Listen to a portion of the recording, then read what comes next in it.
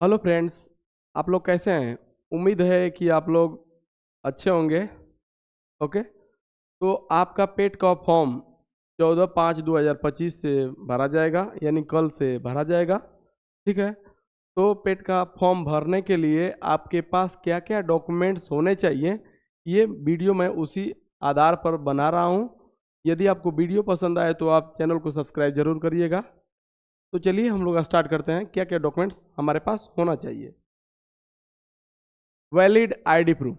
Okay, क्या? Valid ID proof. Valid ID proof में आपका आएगा आधार कार्ड, या फिर आपके पास डीएल है, ड्राइविंग लाइसेंस है, ये आपके पास होना चाहिए। आधार कार्ड या डीएल।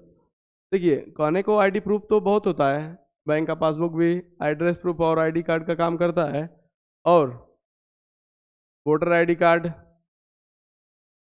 Pan card. लेकिन पैन कार्ड होता है डेट ऑफ बर्थ सर्टिफिकेट के लिए। तो आपके पास नेसेसरी मतलब वैलिड आईडी प्रूफ आधार कार्ड या डीएल होना चाहिए। ओके, उसके बाद ये जो 10th का मार्कशीट है ना, पेट का फॉर्म भरने के लिए ये सबसे मिनिमम एलिजिबिलिटी क्राइटेरिया है, मतलब कि आप पढ़े हुए हैं और 10 पास मिनिमम रिक्वायरमेंट है कि कैंडिडेट जो फॉर्म भर रहा है पेट का वो एटलीस्ट 10 पास होना चाहिए। अब देखिए, फॉर्म भरेंगे ना तो यहाँ पर लोग मिस्टेक करते हैं। जो आपका इसमें नाम है और जो आपका आधार कार्ड में नाम है ये सेम होना चाहिए, नहीं तो आप आधार कार्ड में सुधार करवा लीजिए। नेम आपका 10th की मार्कशीट से देखा जाएगा। और एक चीज़ और, मदर्स नेम, मतलब मदर नेम जो भी फिलअप करेंगे आप लोग, इसी 10th की मार्कशीट में जो मदर का नाम होगा स्पेलिंग सही से आप देखिएगा, और फादर्स का नेम यहीं से भरा जाएगा जो 10th की मार्कशीट में रहेगा। और तो और जो डेट ऑफ बर्थ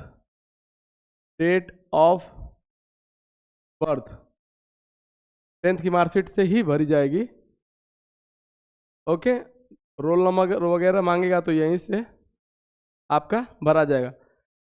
जो भी आप डिटेल फॉर्म में सबमिट करिएगा वो डिटेल आपकी 10th की मार्कशीट से मैच होना चाहिए। आपका नाम, आपकी माताजी का नाम, आपके पिताजी का नाम, आपका डेट ऑफ बर्थ, आपके रोल नंबर, पंजीकरण जो भी हैं। ओके, उसके बाद कास्ट सर्टिफिकेट जिसको बोलते हैं हम लोग जाति प्रमाण पत्र, इसका होने का क्या फ़ायदा है कि आपको जो छूट है ना, जैसे एसटी वगैरह में एसटी हैं तो सर्टिफिकेट है तो आपका जो पासिंग नंबर रहेगा वो कम रहेगा। ठीक है, एससी में है, ओबीसी में है, तो ये आपके पास कास्ट सर्टिफिकेट होना चाहिए। ओके, उसके बाद जो भी कैंडिडेट ईडब्ल्यूएस में आते हैं तो वे अपना ईडब्ल्यूएस सर्टिफिकेट जरूर बनवा लें। जो भी कुछ फ़ायदा मिलता है तो उनके लिए अच्छी बात है, ईडब्ल्यूएस सर्टिफिकेट बनवा लीजिए आप लोग। उसके बाद डोमिसाइल, मतलब ये होता है निवास प्रमाण पत्र। देखिए, ये निवास प्रमाण पत्र इसलिए मांगता है क्योंकि ये जो पेट का फॉर्म है ना, ये यूपी ट्रिपल एससी इससे रिलेटेड भर्ती, मतलब यूपी में जो भर्तियां आती हैं तो इससे पता चलेगा कि आप यूपी के क्या हैं, निवासी हैं। नहीं तो आपके पास ये नहीं रहेगा तो आप सीधे ये माना जाएगा कि आप बाहरी हैं, बाहरी स्टूडेंट हैं, मतलब अदर स्टेट के हैं, तो आप जनरल में झूठ मूठ में काउंट हो जाएंगे, तो आपके लिए प्रॉब्लम होगी। तो इसीलिए आप डोमिसाइल सर्टिफिकेट भी बनवा लीजिए। उसके बाद रिसेंट पासपोर्ट साइज फ़ोटो, ये जो फ़ोटो आपकी है ना, ये 6 माह के अंदर की होनी चाहिए, अंदर की चाहिए। ओके, और मतलब फ़ोटो एकदम सीधे आप कैमरे पर देख रहे हो, कोई छाया वाया नहीं आनी चाहिए, चेहरा एकदम क्लियर दिखना चाहिए, कान सब साफ दिखना चाहिए, और जो भी फोटो का बैकग्राउंड है वो बिल्कुल लाइट कलर होना चाहिए, या फिर बोले तो सफ़ेद आप करवा लीजिए, सबसे बेटर रहेगा। ठीक है, आपको इसके बारे में क्लियर करना है तो UPSSC ने जो भी नोटिफिकेशन निकाला है मैं उसमें आपको दिखाता हूँ, देख लीजिए आप लोग। फोटो तथा हस्ताक्षर अपलोड करना। अब देखिए, अभ्यर्थी का रंगीन फोटोग्राफ निम्न मानक के अनुरूप में होना चाहिए। किस अनुरूप में?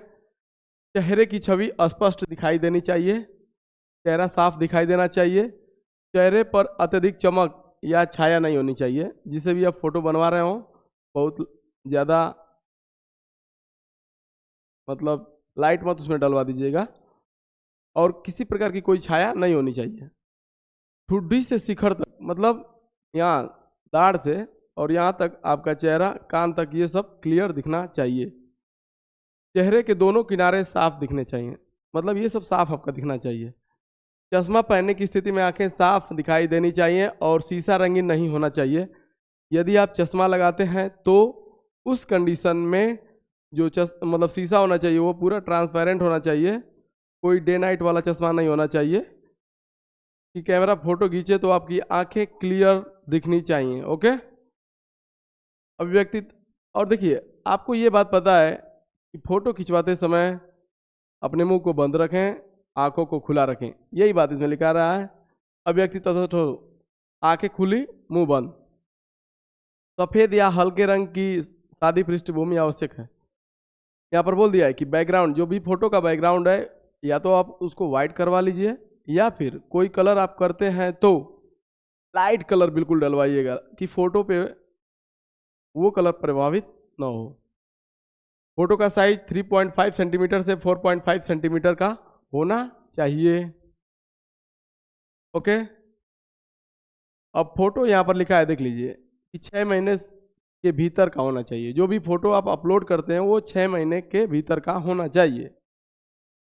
अब देखिए काम की बात, जो भी फोटो स्कैन करके सेव करेगा उसका फॉर्मेट JPG या फिर JPEG में होना चाहिए, और 100 से 50 KB तक का होना चाहिए। ओके, 50 KB से कम चलेगा लेकिन 100 KB से ज़्यादा नहीं चलेगा।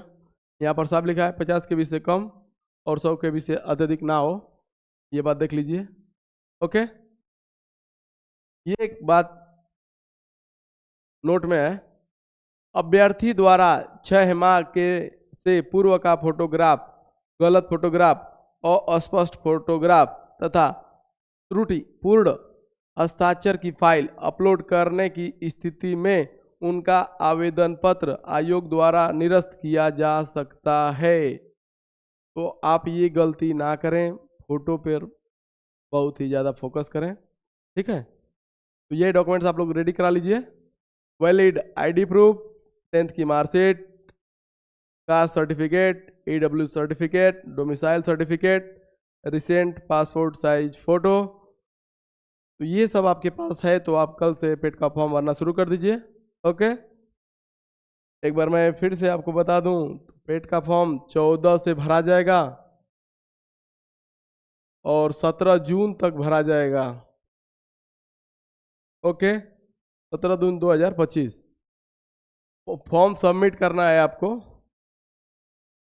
17 तक, लेकिन फी आप पेमेंट कर सकते हैं 24/6/2025 तक, और करेक्शन भी आप इसी डेट तक कर सकते हैं। ओके, तो ये रहा आपका वीडियो। यदि वीडियो ये पसंद आए तो वीडियो को लाइक, शेयर एवं चैनल को सब्सक्राइब जरूर करें। Thank you.